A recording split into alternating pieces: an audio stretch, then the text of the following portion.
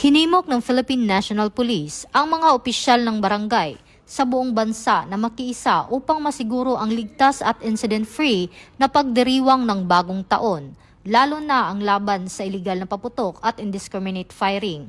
Muling nananawagan si Acting PNP Chief Police Lieutenant General Jose Melencio Nartatis Jr. sa publiko na iwasan ang paggamit ng paputok para sa kaligtasan ng lahat. Batay sa datos ng DOH, 91 ang naitalang biktima ng paputok mula Disyembre 21 hanggang 27 taong kasalukuyan, mas bababa ng 34% kumpara noong nakaraang taon.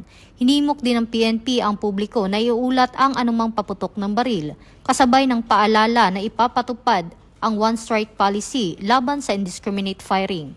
Ito ang bagong PNP para sa bagong Pilipinas, serbisyong mabilis, tapat at nararamdaman.